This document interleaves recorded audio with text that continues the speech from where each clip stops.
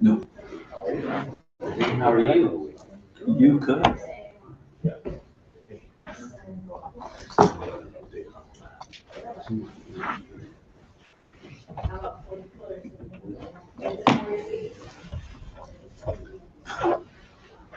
Oh, there we go. Are we ready to go? You're ready, sir. Here. Yes, sir.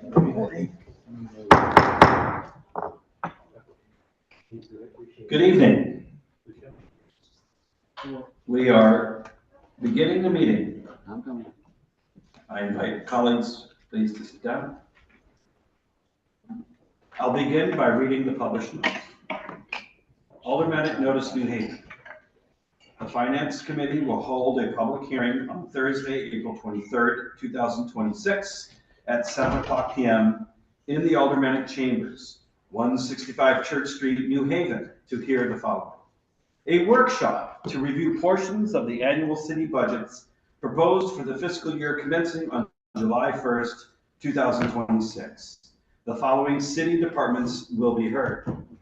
Public Safety Communications, Engineering Department, Chief Administrative Officer, Enterprise Funds, Allen Memorial Golf Course, Ralph Walker Skating Rink, East Rock Park Communications Tower, Lighthouse Carousel.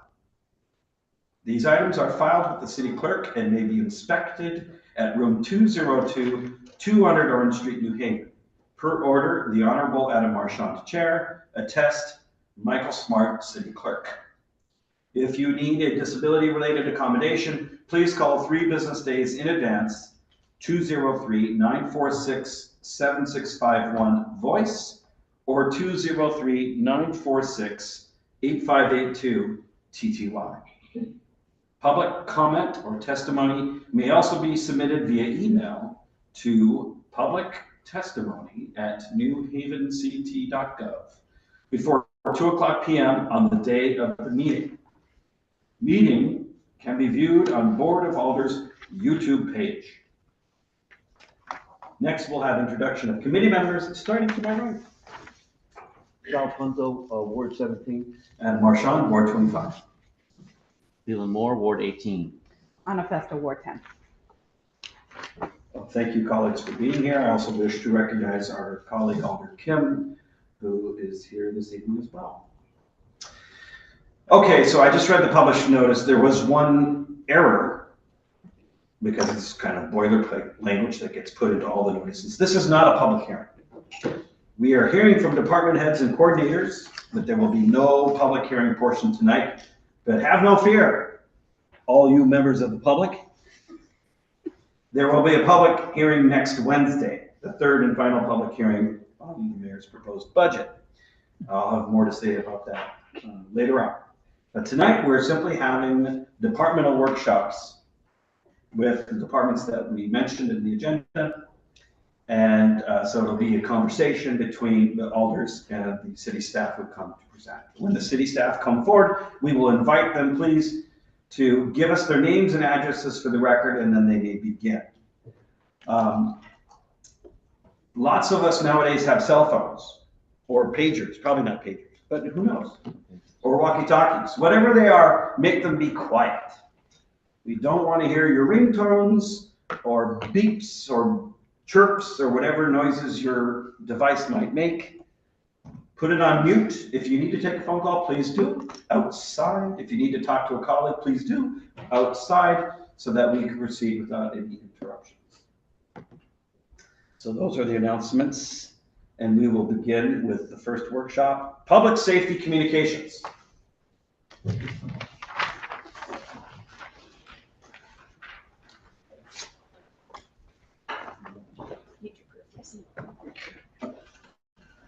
Good evening. We'll give you a moment to settle. I believe our budget director is coming with a deck, which we should allow her to pass out before we begin. Good evening. Is there paper for us? Yes, sir. Well, that's fantastic. Let's get that passed out. With page numbers. See, that's how it works. And we'll just put one on each spot because colleagues will be coming late. Justin McCarthy, Chief Administrative Officer, 569 Orange. Shannon McHugh, Budget Director, 935 Ornold Road, Woburn, Connecticut. Joe Vitale, Director of Public Safety Communications, 378 Townsend Avenue, New Haven. Rebecca Lumber, Deputy Chief Administrative Officer, 122 West Rock Ave, 425 New Haven. It is.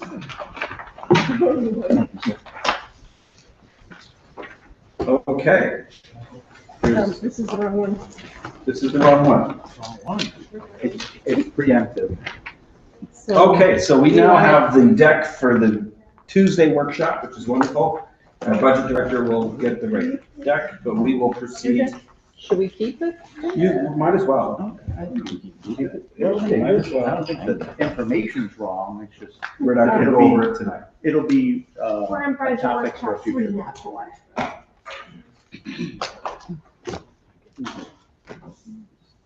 So I think you should go ahead and proceed and we'll get the paper. So I'm actually going to just introduce, and then I'll turn over to our PSAP Director, Joe Vitale. Ultimately, the mission of PSAP is to provide the 911 and answering point, 911 answering point, as well as all of the other phone calls that come in for a variety of reasons. It's the busiest answering point for these types of calls in the state, handling over 400,000 calls. And they do a lot of really good and very important work. And there, at that point, I will turn it over to the director to go over some of the highlights of the budget. Good evening. Hey, sorry. All right, so some of the highlights of the budget. So our budget raises slightly by $10,700. The salary increase, modest, overtime pay differentials, contractual services remain unchanged. Budget remains essentially flat year over year with only minor adjustments. One thing to note, PSAP, like many of the other units, has open contracts. So again, those salary increases are not included in the departmental budget, but would be available in contract reserve at the settling of those contracts. That 10,000 is also related to salary increases, I believe for the administrative staff. Executive management. Other than that, it is a flat budget at the PSAP this year. The PSAP, it's also important to note, we're recently here for some grants. It's important to note that the PSAP does receive a fair bit of money from the state through the 911 tax that we all pay on our cell phones and a variety of other grant opportunities that help keep the technology moving in that very important department. Thank you. I'm just going to give you an opportunity to say a little bit more, if you wish, about how things are going. You've been in this office for 3-4 years. Another couple of weeks, it'll be my 4-year anniversary. For your anniversary, and you've spoken to us before about goals that you've had around staff development to bringing people on board, and so I think it would be fair and opportunity for you to say a little bit more about that. Okay.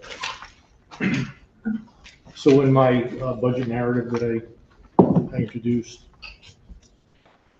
we hired and trained 9 dispatchers. One of the biggest goals that we have is to continue our cross-training within the unit. So cross-training, when we hire people, we're so busy that we bring them in as call takers first. We don't put our new employees right on the radio. So they have to go in the room, work their call taking positions for 6, 8, 9 months, and they get pulled out again in their cross-training. And the cross-training is so important because if we have an opening on a shift or an opening throughout the week, we just can't pick anybody. We have to pick somebody. It's radio to radio, call taking to call taking. So we have to make sure that all the positions match. So this year, we cross-trained 5 more radio operators, and we currently have 2 in cross-training right now. Today we are short like everybody else, and we do have, staffing issues. We sent out interviews for 6, 5 showed up for interviews, and all 5 did very well. So we're moving on to the next step. So we can start the hiring process, get them in, get them trained. We're currently in the middle of the Pro Phoenix project, getting our CAD portion of Pro Phoenix up and running so we can meet the go live dates. We have a lot going on with capital budget. I know this isn't capital, but a lot of what we're spending right now is on equipment upgrades. And we spoke about that the other night. And one thing that I will say in this capital and equipment upgrades, we're paying special attention to hardening our sites, meaning making sure that we're protected from lightning at a higher level. Recently, we just upgraded the generator up at East Rock, put in a full lightning protection system up there because we were getting hit quite a bit. You know, weather changes, everything changes. We're putting in a system, you know, basically a virtual fiber optic network system that we replaced a system that's been around since 2006. And when we put that in, we designed a system that was completely redundant. And we also designed a system that would be able to move into the future and carry more data, carry video, carry a lot more voice. That project is complete. That was a capital project and an ARPA project, and we finished it ahead of time. We're into remodeling, redoing our training room. We are, one of the most important things I got to talk about while we're doing all this, we're also taking out old equipment. We're not just abandoning sites. We're making sure that everything's clean. So, you know, it's very important to keep it running. It's very important to keep it neat and operational. Thank you. Okay, if I can, I just want to add, the Pro Phoenix project that Director Vitale's team has been working on with the PD, FD, and Yale, they've done an exceptional job. We anticipate to go live very soon, which would be it's been a major undertaking. We are converting our entire CAT call intake system, as well as our PD report management system. Our prisoner intake systems will all fall under one roof, which has been years in the making, and it's something that we are very excited about. And a lot of that work has been done by the PSAP, and it's not an easy lift, and we appreciate it. Thank you for that additional. And before you go, let me just recognize our colleague, Alder Fairlaw, who has joined us. I just want to give you just a couple numbers too, so you can understand what we're doing up there again. We handled 470,000 phone calls last year. It's extremely busy. One of the other projects that we've taken on, resurrected, is quality assurance checks. Last year, we did a QA of almost 6,000 phone calls based on each employee. QA being quality assurance. Pull the recordings, and we're going over everything that's happening up there. We're trying to really maintain a higher scoring level. One of the other most important things, the money that we talk about that we're getting from the state, it's ours. We're busy, but we don't just automatically get it. We have to hit certain numbers for the state. And again, as one of the busiest PSAPs in the state, our 911 calls are at 94%, meaning answering them within the required amount of time. Now, I'm not going to say all the calls are getting answered correctly, or the administrative calls, but we're keeping up to it, and we're keeping up to the commitment from the state to get the money.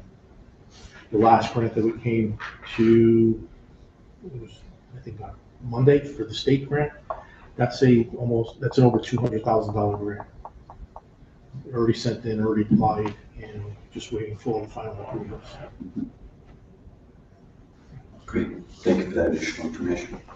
So I think what we'll do now is take questions from committee members about the budget request from Public Safety Communications. The queue is open for questions from committee members about this department.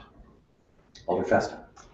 Thank you, Mr. Chair, and thank you for those numbers. I know you're one of the busiest departments in the state, as you mentioned. What is the number of vacancies that you currently have? Right now, the number of vacancies is 14. And it's all dispatchers? They come in as operators, so they start off as call takers, but everybody has the same job description as an operator. So they start out as a call taker, they get trained, they do their time in the room, then they get pulled out again to be trained as a radio dispatcher, whether it's fire or police. They'll do a short time after that as a dispatcher, then get pulled out again. And if they have one discipline, meaning police, the next portion of the training will be fire. So 14 vacancies, and what is the actual total number of full-time or employees that you, So we're at 33 right now, plus the 14, 43, 47. the 47 is the total that you need to run the department efficiently? Or as efficient? No. Putting the matrix in, call volume, size of the city, it comes out to almost 79 people That we should have. that they recommend that we have. And I've come before you before for extra positions, and you've given me, I've gotten a couple here and there. And I do realize that I'm not gonna get any extra positions anyway until I'm fully staffed. But unfortunately, like other departments and like everything else we're seeing nowadays, there's always staffing issues. There's always retention issues. You know, there's hiring of the candidates. So it takes time, and we're chasing that number around, but we're doing everything that we have to do. So you mentioned, what was it? 94% 911 calls that are, I guess, answered and efficiently dealt with. How about the non-emergency numbers? Our administrative numbers, yes. Sometimes the 911 calls are prioritized over the administrative calls. And I'm not going to sit here and say that we don't. We do miss administrative calls. And a lot of the calls we have up on board, and we attempt to call back. I have some plans for the future for that, especially with AI, and there's some software that we already own. And it's not as a staff reduction, it's at a call volume management point of view. So we're looking to get this software going eventually, but right now we have other priorities with other software that we got a timeline on that we have to hit. But we've already been in conversations with the companies, and the product is already part of what we own.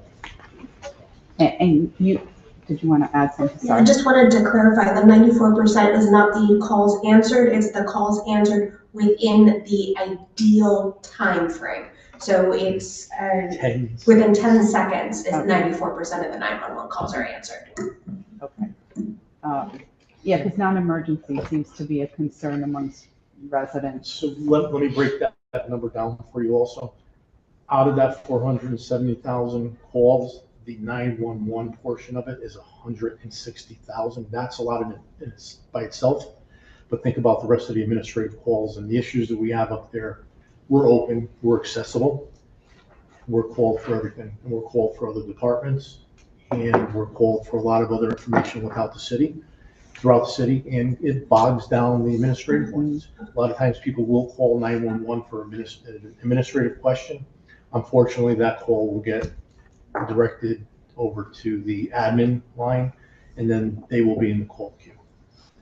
So you answer for, fire, PD. That's it. Compass? Compass, yes. I'm not thinking as a city department. We answer for, our main goal, our main concern is public safety. What's the turnover of a dispatcher? Do you have a high turnover rate, or? It all depends. I have employees up there that have been up there for 30 years. I have employees that are 25 years. We just sent a couple of congratulations. I have a few people that hit 18 years.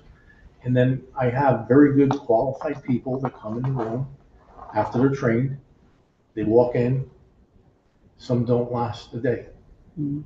It's really a busy place in the type of calls that come over the radio or over the phone. It's not everybody's cut out for it. You know, and I will say some of them do leave. They go to other departments that are smaller, call volume is less. And I will also say that some of them that leave, they ask to come back. Thank you, Mr. Chair. Thank you, Alder Festa. Before I continue with the queue, I'd like to recognize our colleagues, Alder Wingate and Alder Walker-Myers, who have joined us. Next in the queue is Alder Farrell. Thank you, Mr. Chair. Thank you for your presentation. I took some time to dig through the budget. for your department. Every time I think of PSAP, I think of Holly Berry and Jake Gyllenhaal, that movie that they did. Good stuff. And last year, just to correct it, yeah, remember that movie? Last year, just to correct it, I said that I worked for 911. It wasn't 911 I worked for, it was 411. This is during my college years, a long time ago. But so from what I'm understanding, from what you presented and what my colleague had asked, I'm just trying to make sense out of the state funding that comes in. So it seems that there's state funding for, is reimbursement for 911 calls. So there's two ways that funding comes in. Let's go with the simpler one first. The simple one is the yearly grant for equipment. That's a given based on our call rate. And not every municipality gets it. It's based on the size and the call volume. So that's given to us every year. The number's not always the same, but it's always around the same.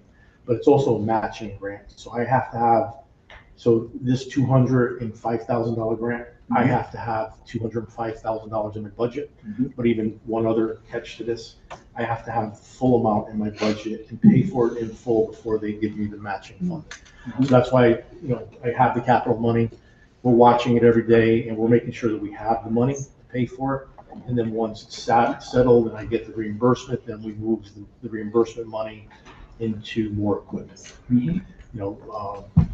The equipment's expensive. I'm not gonna kid you about that. It can run anywhere from what we're building right now in the $3 million range all the way up to $20 million, depending on how elaborate you want to get. So there's a lot to it. So that's the first part. So I understand the capital and the equipment part, and then there's the 911 subsidies, and then there's the training reimbursement. Yes. So I'll just get quick, so I don't want the chair to get mad at me. So I'll answer quickly, I'll ask quickly. I'm just wondering, is there any gap of how much is actually left on the table or that is not fully received that is eligible for our city to get? I can tell you that it also goes towards the overtime. And we submit quarterly reports, so we watch it by the quarter. And we attempt to allocate what we have and what we get. So it's training, overtime, supplies, some equipment.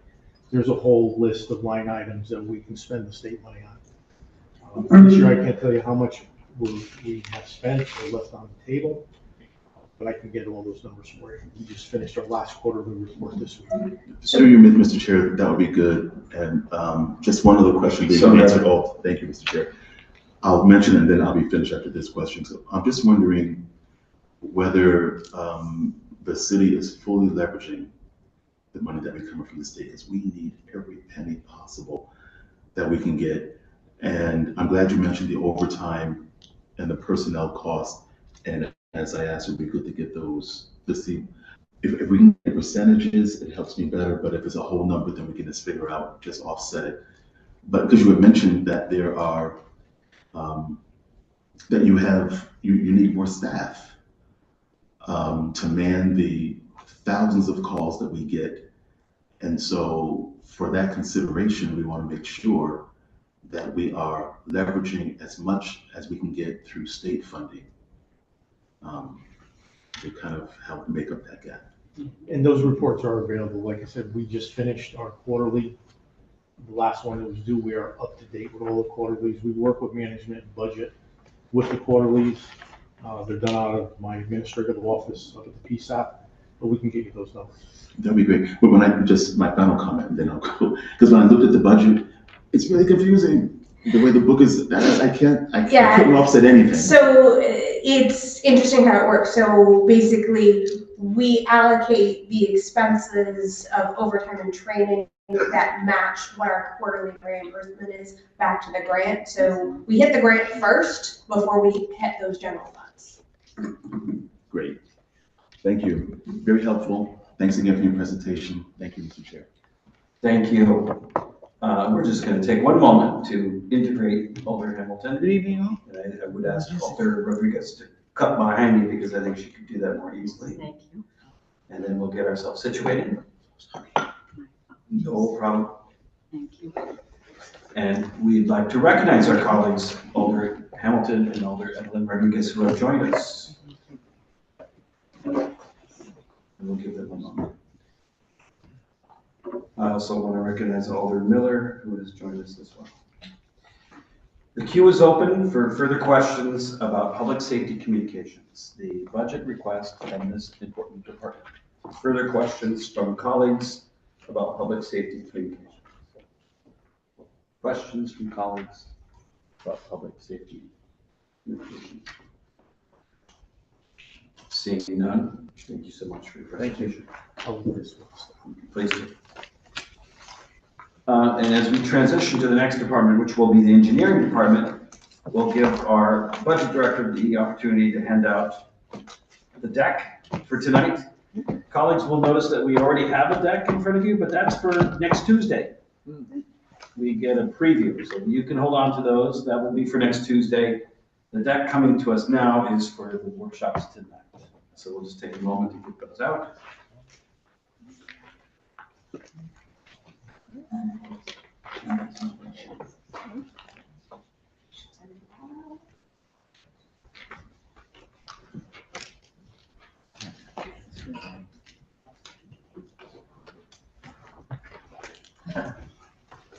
Okay. Name and address for the record, please. Giovanni Zinn, 95 Soundview Terrace. Thank you. And before you begin, let me just remind colleagues, of course, that tonight is a budget workshop. There's a long list of projects I would love to talk to Mr. Zinn about in near my neighborhood, but that is not what I'm going to do this evening, because that's not what's before us. So let's ask our city engineer about his budget request. There are also other parts of the budget that the engineer has expertise about. For example, utilities. We could ask him about that as well. But if you have speed humps that you want installed in your neighborhood, you should ask him about that, not tonight in this meeting. And I will stop you in your tracks if you will. So let's stick to the budget, please. On page 13. Page 13. Last page. For the essence of time, I think everyone knows what the engineering department does and our city engineer, Giovanni Zinn, so I will turn it over. Thank you very much. Again, it's really an honor to be here tonight. I think this is the 11th time I've been in front of you presenting the budget. And I'm very grateful for the opportunity to do it again. The budget, this is not a non-capital year, so my budget presentation is much less interesting than usual. Next year, of course, is we'll do another 2-year capital cycle, and that will be there will be a lot more to talk about. The budget really is the general fund budget of the engineering department, which is largely 2 buckets. The first is personnel, and then the second is funds for the repair and maintenance of large city buildings, such as the one we're in right now. Also 200 Orange, the police headquarters, substations, 424 Chapel Street, the Q House, and the Boathouse. So the total budget increase is $102,000, $102,645. $100,000 of that is increased to the repairs and maintenance line, which is almost $3 million. So a fairly modest increase by percentage on that, and then some very small adjustments on salary. The $100,000 in increase to the repairs and maintenance budget is very important because of various costs increasing all the time. A lot of our cost is cleaning, and so every July 1st there's a living wage increase, and so making sure that we stay in lockstep with that and are able to pay the living wage, which is an ordinance in the city, is important, and also just the cost of goods and services increases substantially. And so there really are no changes to the other items in the budget, most of which are quite small. And the other main thing that we do in the general fund is our stormwater catch basin cleaning and other activities for compliance with the municipal small separated storm sewer system permit that we have from the Connecticut Department of Energy and Environmental Protection, a lot of which is catch basin cleaning. There are other activities associated with that as well, and that is staying flat at, I believe, $575,000, if I correctly. Okay. And so, we're very incredibly grateful to the board for all of your support in the past with personnel and capital funds in those years. And we think that this is a budget that is able to deal with some of the largest pressures that we have, especially under repairs and maintenance, and of course, is the gap year between capital years. So there's really not much to talk about on that front. So with that, I'd be happy to take any questions or comments or anything else. I will do my disclaimer as I do with every other budget. Again, engineering department has a number of unionized employees with an open contract. So those salary increments are not reflected in this, but are in contractual reserve. Thank you. Thank you very much for that presentation. Anything else you wish to share with us? Seeing none, we will hear from our colleagues. Questions from committee members for our city engineer. Questions from colleagues. Alderman Moore. Thank you, Mr. Chair. Is it mentioned in your budget that there are some fees? Is that correct? We do charge a stormwater connection fee, which is if you essentially go through site plan review and are doing a new connection into the city stormwater system, there is a fee for that. It is not a very lucrative fee for the city, but we do collect some of that.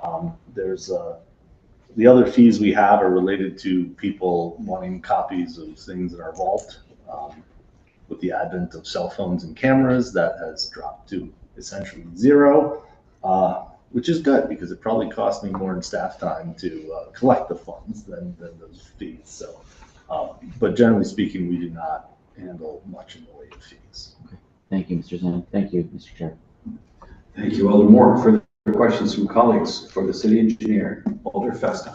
Thank you, Mr. Chair. And Mr. Chair, you mentioned utilities. So can you speak a little bit about that? Because I believe last year there were some changes, if I'm not mistaken. Or do they all fall under one department? Maybe it was a couple Utilities years are ago. budgeted through central services. It's managed in conjunction with management budget, the controller's office, but there's also the energy procurement committee, which the city engineer sits on, which tries to ensure that we get the best pricing for our electric rates. And those would be the questions most relevant at this time. And that's what I remember, the electric rates, which was a few meetings ago, maybe not. Correct, But, yes. can you speak on where we are with that, or just update us on how that is? So the Energy Committee, which has aldermanic representation, has met. I believe we've approved a new supplier of electricity, which probably ultimately doesn't mean a ton because it's a very commoditized market. And so it's just the name on the bill, but really the energy market is driven by the pricing in New England. I think there's a long history of doing energy procurement with guidance from professionals in the industry. And the management budget has brought on the second one as well to help us get some more guidance, as we talked about at the last committee meeting. I think it's actually helped the city save many millions of dollars over the years. And it also helps really mitigate some of the risk. The rates that you and I pay are very much sheltered from the market, the electricity market. And as a larger institution, we buy, I think, around 60 gigawatt hours a year of electricity, which is a lot. The budget increased 2%. Yeah. For 20. Oh, okay. So, I think a lot of that increase could be a lot more if, I'm not under with the leadership of the management budget. Weren't as aggressive in, hedging and doing other strategies to make sure that we're not exposed to the crazy spikes that you'll see during cold snaps.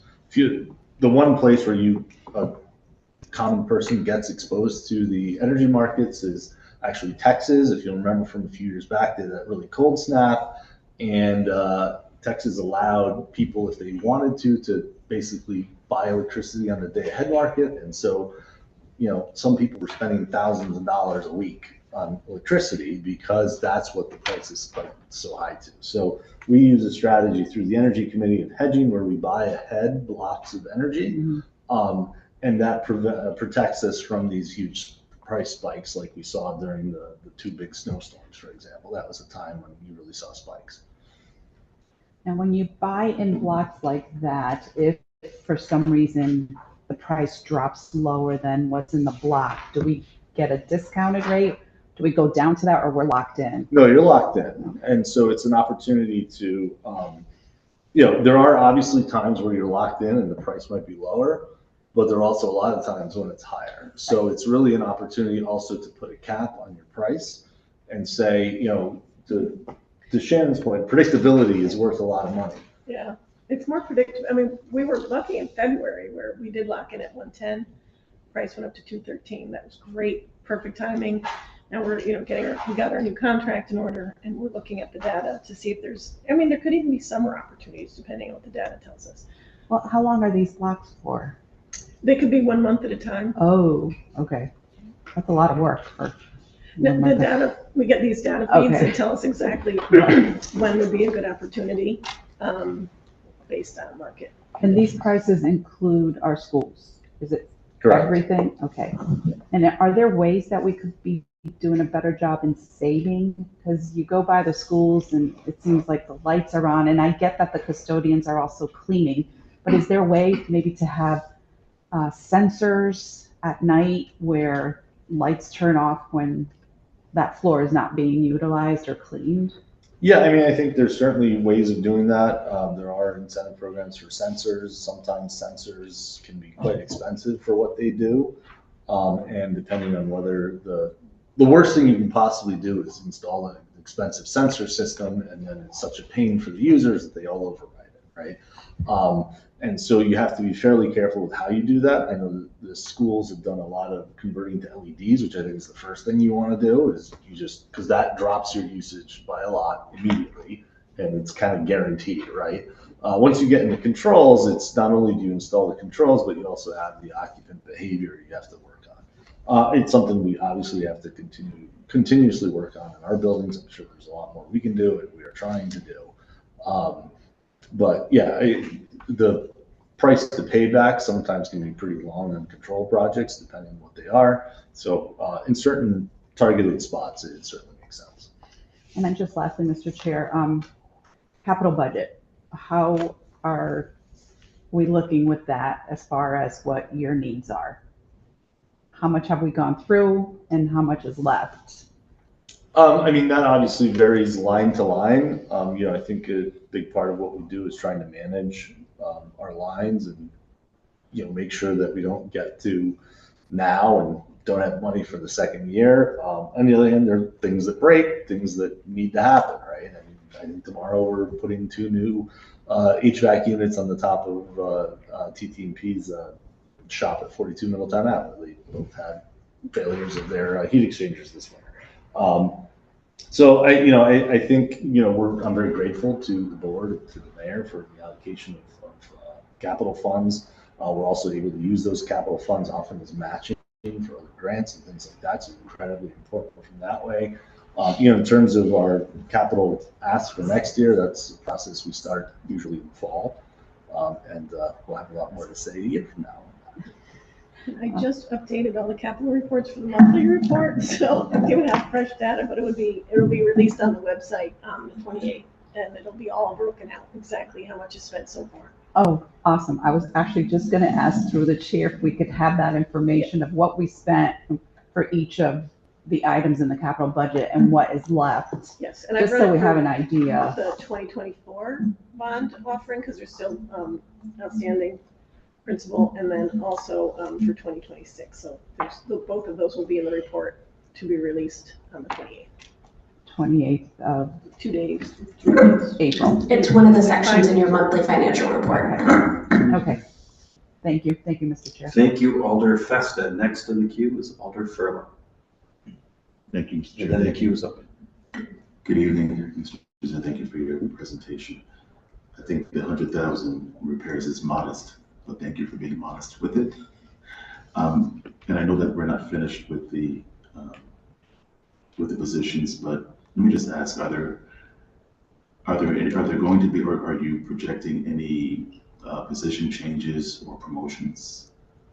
I mean, we obviously are hiring people from time to time. I think I had 2 tests that are going to the Civil Service Commission here shortly. No, I don't have any position changes in the budget right now. I think we, I was before here, or how many months ago? Probably almost a year ago, for a title change for our GIS analysts. It's been fantastic having them. We've been able to use ArcGIS and help our workflows on various sort of essential city functions. But no, I'm very grateful to the support from the board and the administration, and we do not have any proposed positions or changes to titles. Thank you, Mr. Chair. Thank you, Alder Frillo. Further questions from colleagues? Alder Rodriguez. Thank you. Thank you, Mr. Chair. My question stems around your work. You share that in every single development project that's happening in the city, somehow, some way, and I know that I see you, it's like you're like white on rice. They all need you. They all need at some point in time, and I see water zoning, city planning. How much percentage of time do you find yourself now in 2026 seeing that all these projects are coming up, and you seem to be a denominator that's necessary in all of them in terms of your objectives to meet everything that your department does? Thank you, Mr. Chair. No, and I appreciate the question. I mean, development and growing the grand list is a very, very important thing. It's certainly something we think about during budget season. I sit on the City Planning Commission as an ex officio non-voting member, so that certainly is a visible spot where I'm involved in that. Alder Marchand, that I now certainly think we're the longest tenured on there at this point, but it does take a little bit of my time, although a lot of it is around that meeting, and then for larger developments like the 2 Church Street development, things like that takes more time, or developments that have particularly large public infrastructure impacts. 101 College is an example of one that's completed like that. I have a couple of staff members that staff the site plan review team, which reviews all the applications in detail, and that's several hours a month for each of them. But yeah, it's important. I think it's one of the really cool parts of our work is being able to see the city transform before us. And you go back and you look, and I think we were talking about something before, as we were getting ready to come in here, and I was like, oh yeah, I remember that from a City Plan Commission meeting some years ago, right? And so that's a very interesting part of it. It's not a dominant part of our work. It's not like 50% of our time or more is spent on development projects, but it is pretty important. We also do a lot of inspections of sidewalks and things like that that are poured as part of development projects that have a site plan. Thank you. Thank you, Mr. Chair. Thank you, Alder Rodriguez. Further questions from colleagues for our city engineer?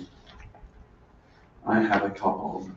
Last year, you requested a position that I found quite curious, which was the time management administrative assistant type position. I may not be describing it exactly correct. Has that been filled, and has that helped? We are about to fill it. We had a few challenges just getting it out and getting candidates, but we are about to fill it. I think it would be very helpful. We've actually started doing a bunch of the stuff to set up for that, and I think it will be very, very helpful. Okay, so the jury, of course, is still out on whether that position will yield the benefit that you were. Yeah, that's, I think, going to civil service here. That's very shortly. Maybe. Yeah. Okay, thank you for that response. The second one is building maintenance and upkeep. I believe our budget director said that there was a small increase. Perhaps it was 2% or something like that. Is that adequate for the building maintenance needs that we have in our city?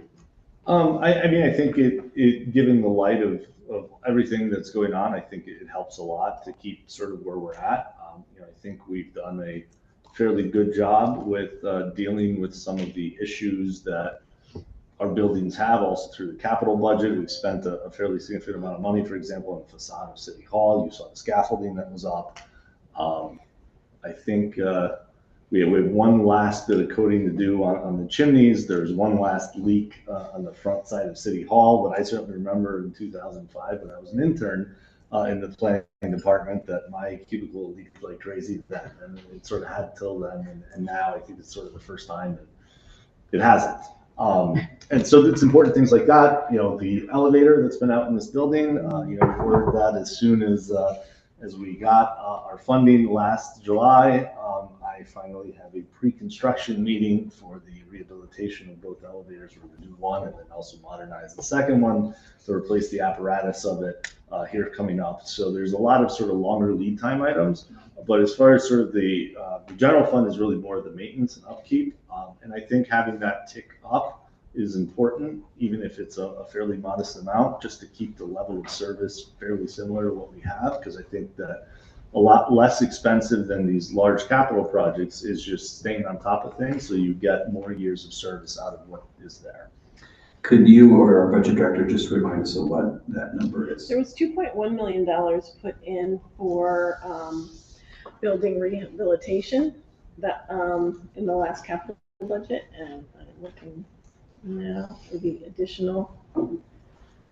I think it went from 2.85 to 2.95, I think is the capital, the general fund. The general fund allocation for maintenance. Oh. And that pays for contracts, that pays for correct. The folks, the custodial. It's vendor. All contract, yeah. It's all, we use a building management model. So we bring in a building management, facility management contract. Citing the capital that we had assigned for the facilities as well, and then there's the capital, the general fund of 2.95.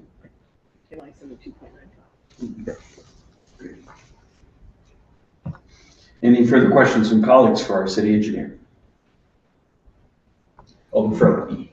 Thank you, Mr. Chair. So there's just one position that's unfilled? I currently have 3 positions or 4 positions that are unfilled. I have 3 of them that I think will be probably filled by the time we have a final vote on the budget, for example, so we got. Okay. Thank you, Mr. Chair. Any further questions from colleagues? Seeing none, thank you for your presentation this evening. Thank you very much. Thank you. We will now hear from the Chief Administrative Officer, and you'll tell us about your office and the budget request for your office. And is there anybody else who needs to come forward?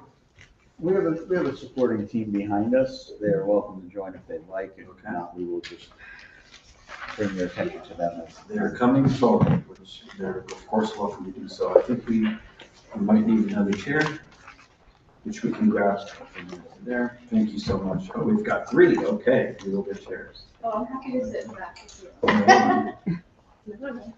No, go ahead. Okay. There's one at the end. Very good. Do we want names? We do names and addresses. And once folks are settled. Caleb Land, 19 Lincoln Street, Camden. Marcella Garcia, 16 Navarro Road, East Haven. Susan Baldwin, 49 Central Avenue, New Haven. Good evening, Alders. I will come to you with my teammate. And I'm going to interrupt you just quickly to get the page number for this presentation. Page 3. Thank you so much. I will be joined by my right-hand deputy CAO, Rebecca Lombera, on this. We come to you as the Chief Administrative Office that oversees the Engineering Department, Emergency Management, Fire, Human Resources, Parks, Police, Public Works, and the PSAP, which you've heard from almost all of those. Actually, tonight will be all of them. We come to you with a few changes, primarily a position change. We will be moving a position from the police department into the emergency management department, and that position is covered here by the salary increase. I would like to take a moment to explain that. What the goal there is that the PD had a position that focused primarily on their grant management. we felt it best that the Public Safety Department share a grant manager, and therefore we want to bring that position over to the Emergency Management Office, where it will assist both PD as well as our other emergency departments, fire and OEM, in grant management. We know how important our grants have become and continue to be in the city, especially in our public safety sector. This person can focus all of their attention on that and ensuring that we hit deadlines for reporting, and they can also monitor for new and creative grants that are out there to expand our opportunities. So we feel that that's important to point out, and that's one of the changes that is before you. The other item is a reduction in other contractual. As you may know, the Office of Emergency Management and the HR department fall under our budget in the CAO's office. That is primarily driven by the public safety testing that we have found ways through our team here to shop and to work with new vendors to decrease the overall costs. A lot of that comes from things like, and the team can jump in, but things like testing that has been done with more electronics, less on-site, less overtime that gets pushed by our staff having to be there for an all-day test for, say, an entry-level fire or police. While these tests are vitally important and we go through a rather extensive process, the cost we have seen drop, and we are rather excited about that because we are also seeing good results, and we have a police promotion scheduled for tomorrow, so we continue to promote in those ranks, and overall there's just a lot of benefit there. Other than that, Beck, is there, you want to point anything else? You will see the position that moved over from PD as part of the technical amendment. It will have a title change ultimately. We're working on that as we update the job description to clarify the role. So that will be part of the technical amendment. Other than that, it's pretty status quo budget. You do note a large decrease of $248,000. That was the allocation that the board made last minute to infrastructure last year from savings identified.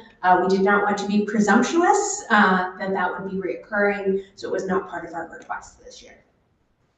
Other than that, there will be no changes. Thank you very much. I welcome Alder Morrison, who has joined us. So now we'll have questions from members of the committee. The queue is open for committee members to ask questions of our Chief Administrative Officer and team. Questions from colleagues? Alderman Walker Myers and then Alder Festa. Thank you, Mr. Chair. The position that you're moving, you feel comfortable enough that they'll be able to perform looking for grants for all of the departments that you named, and it won't have an impact on the police department? No, because that department, what we found is that if they're paired with the team, Kayla and Laurel down in the emergency management office, they'll be able to, the PD holds a lot of the grants, as does OEM. OEM's managing their own grants, combining those. We have minimal grants at fire, but it's a minimal additional workload, but we can focus it on one person to make sure that we're hitting those benchmarks, we're monitoring, and we're properly reporting. So we just think that it's a better place to seed it there.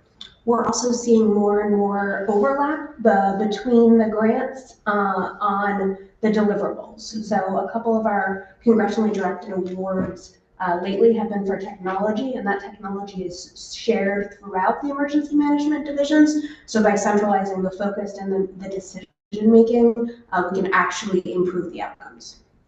Thank you. Thank you, Mr. Chair. Thank you, Alder Walker Myers. Alder Festa. Thank you, Mr. Chair. Just a point of clarification, because we have here the grants admin and contract coordinator of $74,775, but you're saying that the position is just going to be part of a technical amendment. So that was the name of the title when it was over at the police department. We're updating the job description, and the title will ultimately end up more broad to include the planning as well. Okay. Because here it says there's one additional position. So it's saying it's an additional position, but it's not, correct? It's not. Not overall citywide, it's an additional position under the CAO and a reduction at the police department. So it is the same position, just moved across. Right, okay. Here it makes it sound like Yeah, it's a whole new position. I just wanted to clarify that. And then just a couple of questions regarding vacancies and hiring. And I know you were working really hard, or HR, I'm referring to the HR, you were working really hard to try and speed up the process and try to make it more appealing for people to apply and get the job sooner versus later, because I believe you said it took 3 to 6 months from application to hiring, and people usually lose interest within that period. Can you give us an update on? Yeah, so it really depends, sorry. It really depends on the role, right? So for example, if it's an office position that just requires a basic background check, and we can get an offer, a test, an offer and everything, we can do it in about 2 months, sometimes less. And I'm not talking about special funds, just talking about tested, classified, general funds positions. Special funds could be like next week, if not possible with general. Now, if it's public safety, anyone that works at PD, any of our non-sworn employees, those positions can take anywhere from 3 to 6 months for various reasons, right? You have a very extensive background check. That by itself is about 2 to 3 months. It's very, very extensive. And that's not done through our office, that's done through the police department. And then you also have training constraints within the departments. So for example, I think public safety, is it 4 per session that they'll train? 4 PSAP. 4 PSAP. So because they need to train as a group, then get to the next group, train as a group. So you could have people lined up waiting in the queue. They just haven't been appointed yet. Well, how many times a year do we actually test for certain positions? Constantly. Constantly? Okay. Constantly. For each position has its own exam. Yes. And so it's ongoing. Mm-hmm. Always rolling. Part of I think one of the challenges in the timing is considering that if we post for a position, we screen the applicants, we get our applicant pool, we administer an exam, everything goes smoothly, we still need to get those results certified by the Civil Service Commission, which is a monthly meeting. So trying to time that out as smoothly as possible can sometimes be a challenge. Waiting for that board to certify that list before we can then begin interviewing. It's also really important to note, it's not just entry level, that includes promotions. Yes. So you're testing and certifying lists every single month, but it could be entry level PD, it could be sergeants, it could be lieutenants at the fire department, it could be just our fire marshal's office alone has, I believe, 6 separate titles, each requiring an individual test. And in those cases where there's a police and fire commission, those commissions additionally need to sometimes meet before a promotion or a hire is made. So it requires the lining up of 2 different commissions to approve moving forward, adding time to the process. So is this common practice across the board for other municipalities as well? Has anyone been able to trim it? Because we might be losing good candidates to fill vacancies that we have. So the charter dictates some of this. So, like we have a 10-day notice period that's required to tell you when your test date is. There is a notice of your test going before the Civil Service Board. The Civil Service Board is great in trying to schedule special meetings, but sometimes you get quorum challenges trying to schedule a special meeting. We had a meeting in March that ended up having to be canceled, and we haven't been able to reschedule that yet. So there's a lot of factors. Also, all of our job titles need to be approved by the union and then the Civil Service Board, so that can stretch out a process. So just for example, if we're doing job description updates, which we have to do that's rolling pretty pretty often, right? We have people who have been in positions for 20, 30, 40, 50 years, which sounds great. But if they're the only person that held that position, by the time they retire, that position, I mean, there was one which it's an appointed position by an elected official, so it's like it's slightly different. But I just looked at a job description that was from like 1978. Oh, wow. Yeah. So now that's the extreme. For the most part, though, we are updating job descriptions on technology. But if they are bargaining unit positions, those do need to be negotiated between labor and the union. So that can also add time. So as soon as we hear that there's a potential vacancy, we're taking action, even if the position hasn't been opened yet, right? But we can't get much further until we do that. And if it's general funds, if there's a change in the job description that results in a wage increase, we also have to get that approved by CSB. Before we can even post the position. So the challenges still exist. The challenges still exist. We are looking at some different things for this year. We're hoping to, I don't want to get anyone excited, but we are looking at some other things this year to see what we can do with civil service rules. I have done a lot of review of civil service rules for other towns. I can tell you there are some that are worse. So if that makes you feel better, there are some that are worse and there are some that have even harsher constraints, but there are some that have lesser constraints. So that's what we're going to be looking at. Like, what can we do to expedite the process? Right, because today's civil service process, I think the civil service process was born out of the 1950s, which was a very different time. You looked in the newspaper for your news, you know, you didn't see advertising in the way that we see it now. You don't get information on your phone every 5 minutes. It's a very different world, and we're trying to find ways within the charter and the civil service system to address modernization as best we can. Well, appreciate you explaining the process. It sounds like there's been very It's incremental, but right. we're getting there. Yeah, I guess with all the vacancies we have, it's, good to know where we are with HR and the challenges that you face as well as far as, it's just a shame that, we might be losing good candidates because of that wait period, but. So there are a couple of other things. For example, I mean, right now we have 10 open active positions we're recruiting for. But that's just 10, and I'm talking about general funds full-time, right? We have some positions, we have active lists. So we have offers in the queue. So again, some of this is background check stuff. And then we do know that there's a current hold on hiring. So we have some positions that are on hold right now. Okay. Thank you. Appreciate all the challenges. Thank you, Mr. Chair. Thank you, Alder Festa. Next will be Alder Wingate, followed by Alder Moore. Thank you, Mr. Chair. I want to go back a little bit to the zero-sum change around the grant writer, person. So grants come through a timely manner, right? Like, being the chair of public safety, a lot of times it comes through and there's a deadline in reference to when the grant has to be administered and you get, that thing.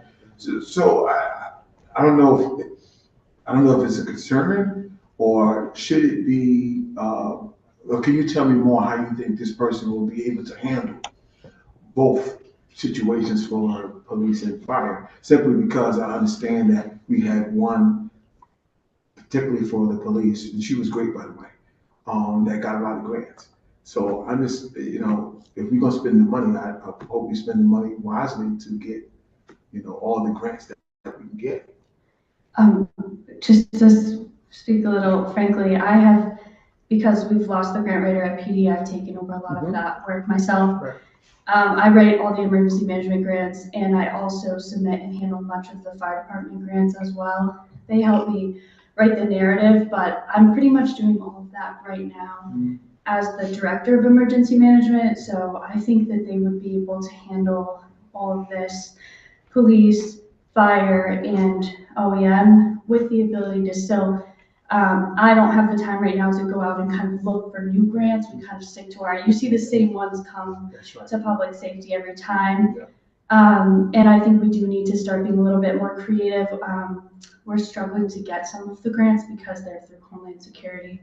As you know, that's a little dicey right now. So, and through FEMA, whereas like we're not really sure where they're going to land either. So I think it would be helpful to have somebody that can focus on branching out some of those grants. But my concern is really not about the police department grants. Thankfully, a lot of them don't come with a match, which is helpful. So that's a little bit less work. And it's about 4 times a year that this becomes, they do almost every grant does quarterly reports. So you report programmatically and then financially on your reports every quarter. So there's that busy probably week. I mean, if you're doing great preparation, it really isn't going to be that too crazy, but that's really 4 times a year is when they'll be super busy getting those reports in, and we'll know that. And luckily, I've been able to have a lot of grant writing experience. I've wrote a lot of them myself. I manage them now. So having me as the person to oversee, I think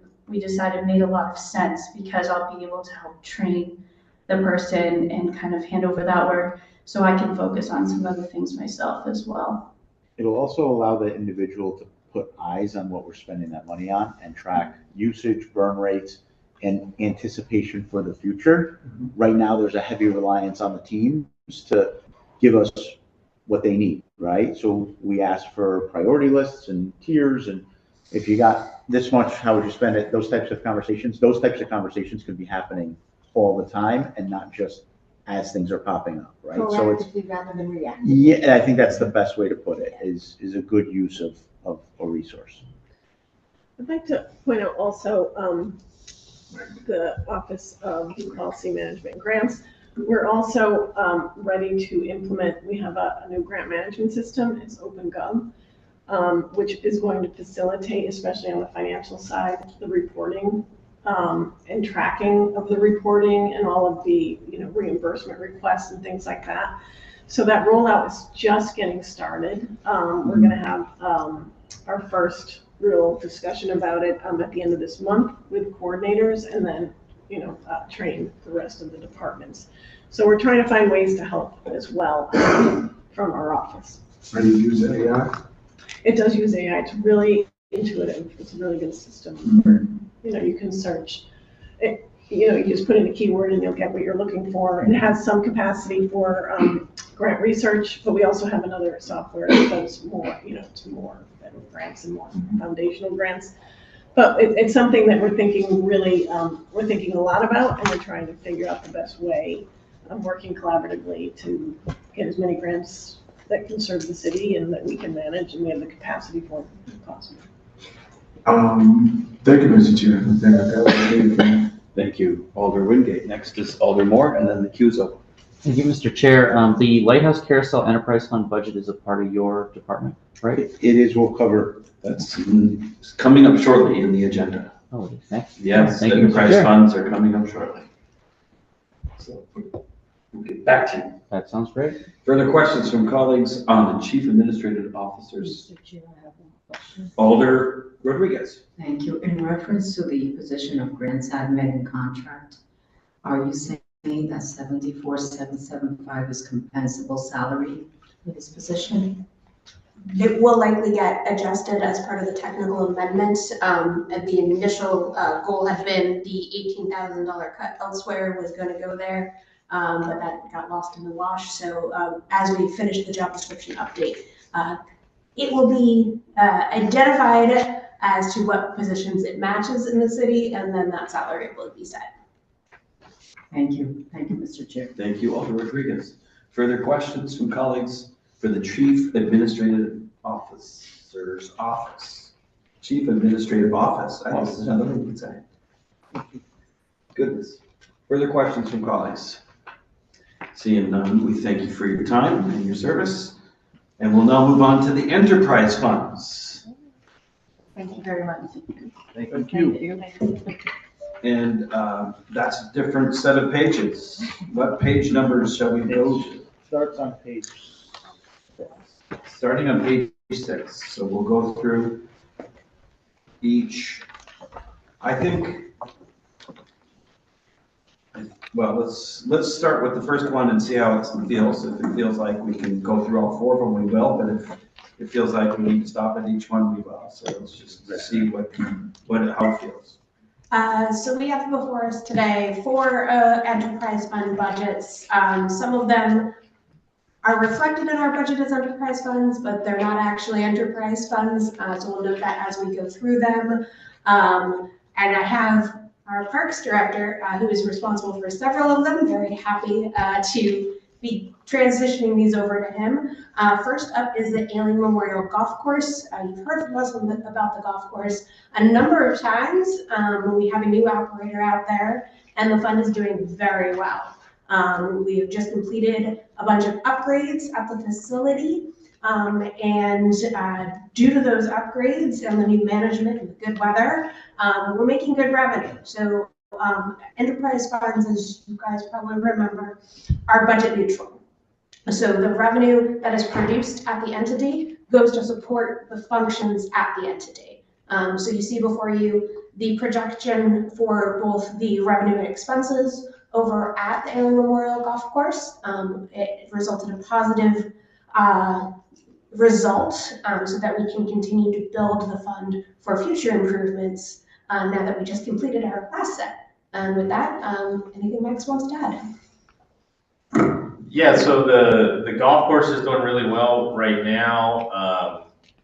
If folks haven't been up there since some of the most recent improvements to upgrade the clubhouse, there's a new meeting space, locker room space, golf simulator, restaurant, really nice restaurant. Yeah, all of that's paying really well dividends. We got a new operator who's been paying pretty close attention to just some challenges that have existed in the past around key times and scheduling and all of that. So just from all of that, we've seen some pretty good, even with a lot of construction over the past year, some good revenue numbers. So the past calendar year is about $1.6 million of revenue from the golf course. Great. Thank you for that update. Do you have any questions on this one or move to the next? Let's move to the next. Oh, wait for that. Alder Punzo. Thank you for that presentation. Under anticipated revenues with surcharge, $120,000. What's the surcharge? What is it? So the surcharge is approved by this board as part of the annual fee schedule. It is added in to the charges. It does not go into the revenue sharing structure of the contract, but goes directly back into facility upgrades. Got it. Thank you, Mr. Chair. Thank you. Thank you, Alder Punzo. Further questions about the golf course memorial, the golf course enterprise fund? Alder Festa. Thank you, Mr. Chair. Alder Punzo's question triggered. Do we get any revenue subsidies or anything from the restaurant? You know how the rink, we get a certain percentage of revenue from concessions, et cetera. Do we have that with the golf course as well? Well, Becky probably knows the exact breakdown better than I do. Once you get over certain numbers and things like that, I always need a reference for that, what that looks like. Yes, but yes, the revenues from the restaurant are tied into the overall. Well, there's a base rent on the rent front, and then there's a percent of overall sales. Yeah, that's right. Okay. Yes. Do you know what that percentage is? No, yeah. Well, I can get that for you, Alder. Yeah. Through the chair, absolutely. Thank you, Mr. Chair. Further questions about the golf course enterprise fund? Seeing none, let's move on to the Ralph Water Skating Rink enterprise fund. So this will be page 9. So Ralph Walker is again an enterprise fund. It is still in its stabilizing period. We completed renovations. We've had some interesting results of operation, a lot of challenges with the facility that are driving expenses. But we do have an RFP out for a new operator. We did not have multiple responses to the last one, which was bid during COVID. So I think we're going to get a lot more favorable terms on this contract. So again, the goal is to have positive results of operation. We don't anticipate that in the next year, but we are working towards that. And Max? Yeah, I would say, there are a number of things that continue to need to be worked on when it comes to the ice rink. There's some things that you can anticipate in terms of just sort of normal wear and tear on an ice rink facility and improving things and things that need to get fixed and stuff like that. Other things, challenges that we've had around like the HVAC system getting vandalized and having to replace it all, and other issues like that have come up as well, which have not helped the situation, but we're making progress on resolving a lot of that.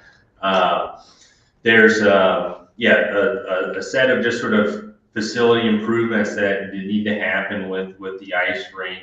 Folks may or may not be aware that Albertus Magnus College is also planning to add a pretty significant footprint to the facility by building a women's locker room for their women's ice hockey team, which is fantastic. However, the city is on the hook for the ongoing operations and maintenance costs for that new square footage for that building, right? So Becky mentioned that we have an RFP that was out. I think we got 8 responses total to that RFP for operating the facility. With all of these changes that need to, with new Alberta's facility coming in, upgrades that are needed at the facility, consideration for how the facility gets activated year round, right? That's been a big challenge with this space, is it hasn't really been a plan for how do you operate this year round successfully. That's why it makes sense to look at the current operator agreement and how we can get back into place to be on a sustainable pathway with the ice rink.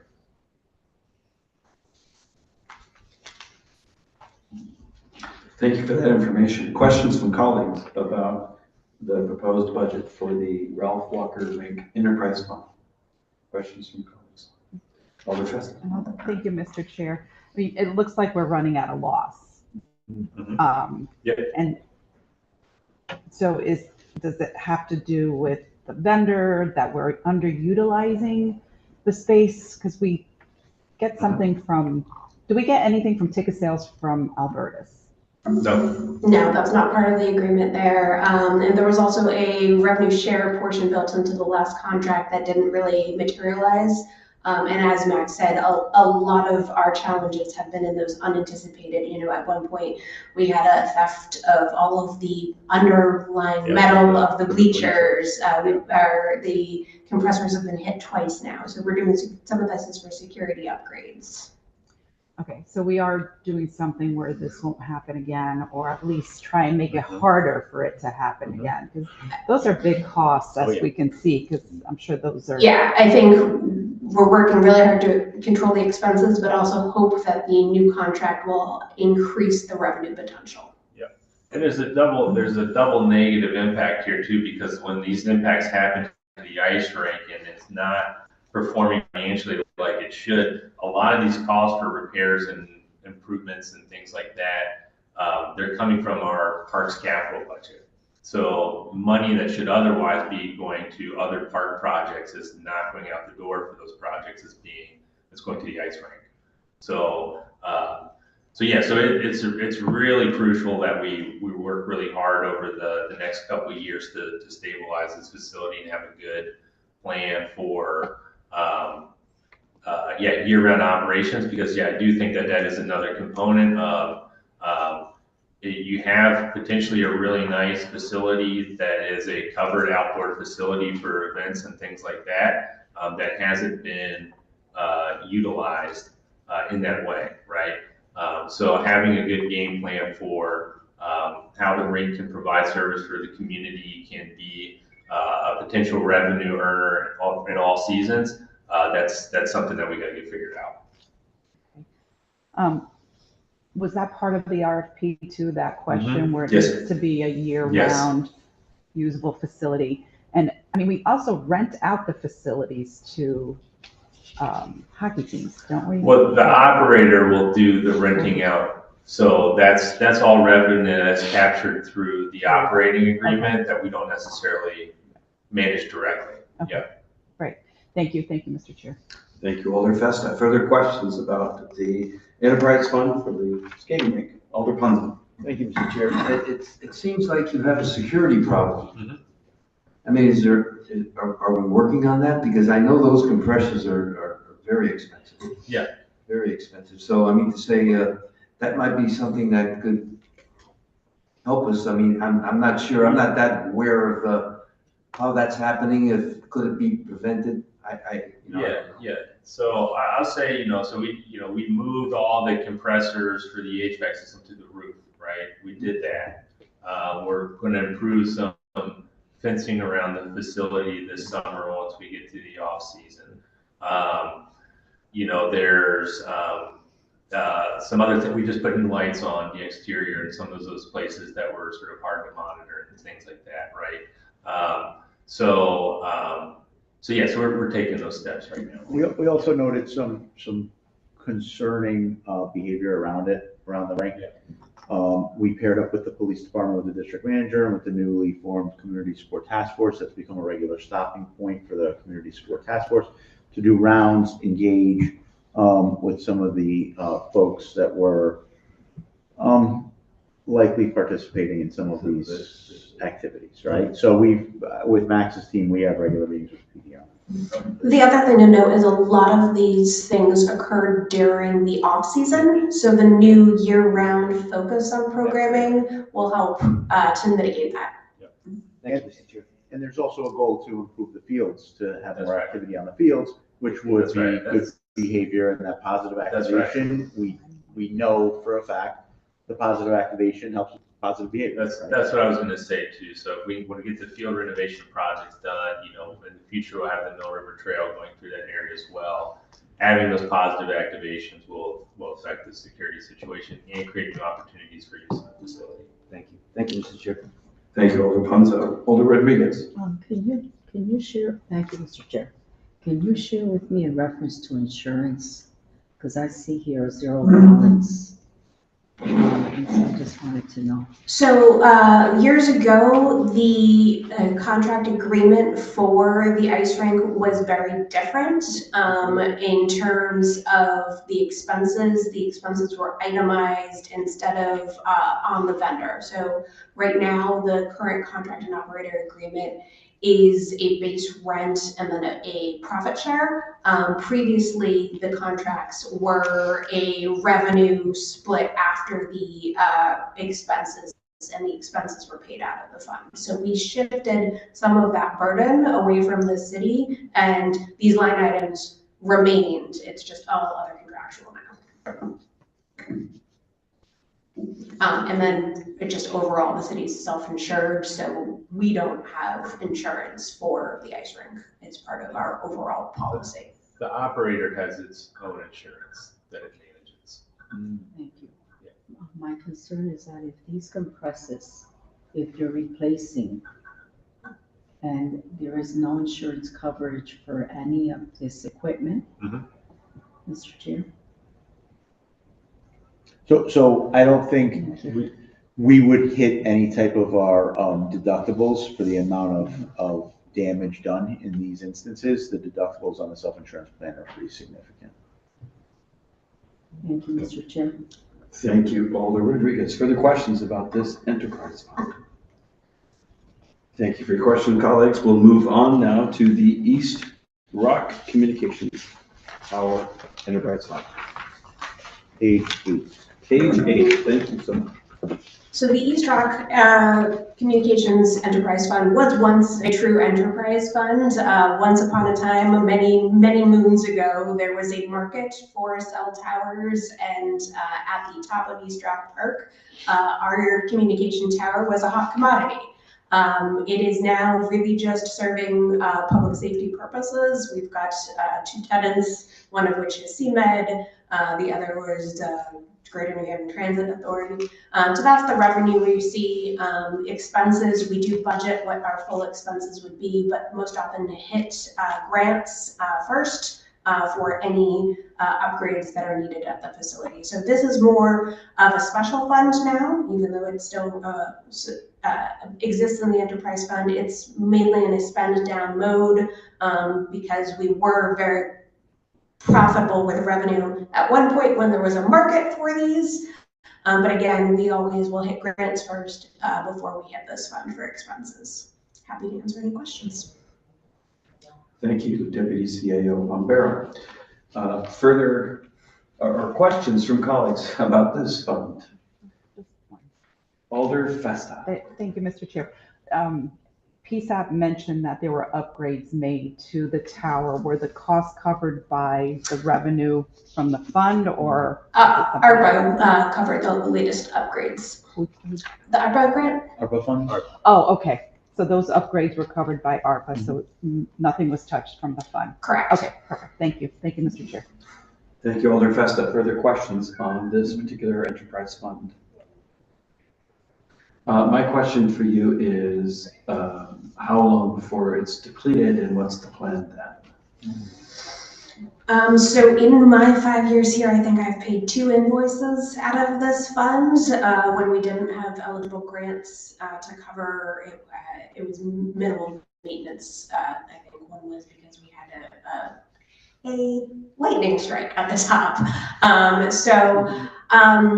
I don't see that it will be depleted quickly. It's a good rainy day fund for anything we need at the communications tower. I mean, it is core to our public safety infrastructure, as majority of all of our emergency calls do transmit through that tower.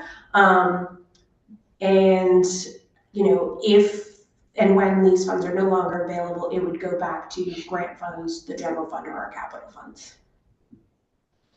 So there's no particular advantage at this point to change the structure of the fund until it's depleted down to nothing or next to nothing. I think we might, for audit purposes, change the classification of the fund. Okay. Would that require, that would be some kind of budgetary change? We would probably. It would just be reflected in the special fund budget as opposed to a breakout enterprise fund. Well, we would want an update about that before it happens. It would have to be approved. Right, we would approve, okay. But you don't foresee that happening in the coming fiscal year? We'll work with the management and budget and the auditors to determine when that makes sense. It came up when we were auditing that it wasn't an enterprise. So that was just some discussion, and we're gonna have a debrief. The audit's just out. All right. My recollection is that it used to host certain cell phone facilities. When I started at the city, I want to say we were getting $30,000 to $40,000 annually in revenue from the various leases. And now cell phone facilities are scattered throughout the city. It is a very different model. Buildings, yes, which city planning reviews. Okay, thank you for that. Any further questions about the East Rock Communications Tower Enterprise Fund? Seeing none, let's move on to the Lighthouse Carousel Enterprise Fund. So this is another one. It actually appears both in the special fund budget and here as an enterprise fund. It is an enterprise fund by behavior, but not by how it functions. That's why it's also in the special fund budget. But you've always had it as a breakout, so we continue to discuss it separately and apart for you guys. So Lighthouse is a very popular destination for events. The revenues from those events go to pay the event coordinator, the park staff who work at those events on their overtime shifts, and then has positive results to be used for upgrades at the facility. The fund continues to have positive results of operation.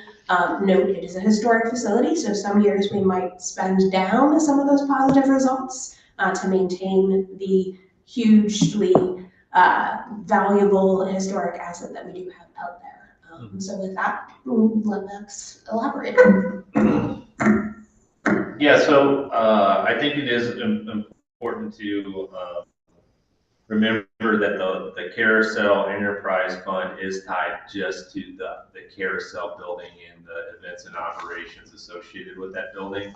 So it's not using revenues from those events to pay for other maintenance and repairs at Lighthouse Park. It's just living within the footprint of that building and the events that go on there, as well as the carousel itself.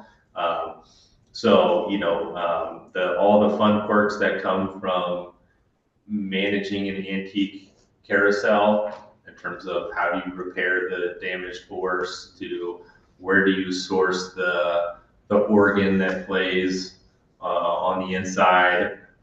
If you ever want a tour to go inside and see the inner mechanisms of the carousel, we'd be glad to take you in there. But yeah, it is a funky machine for sure, right? It takes a lot of work to keep that thing going.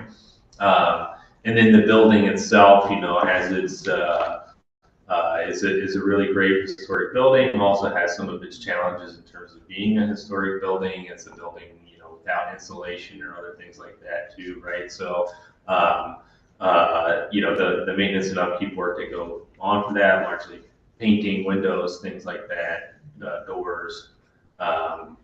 You know, so we just recently purchased some things like new chairs for events out there and things like that. So that's how the enterprise fund is currently being used. Great. Anything else you want to tell us about this fund? Seeing none, we'll now take questions from colleagues. Alder Moore, would you like to ask questions? I would, thank you, Mr. Chair. So it looks like there's a big chunk of change here being spent in, I think it's around, is it $400,000? And the previous, well, 25, 26, you have 500, and then there's 400,000 here for 26, 27.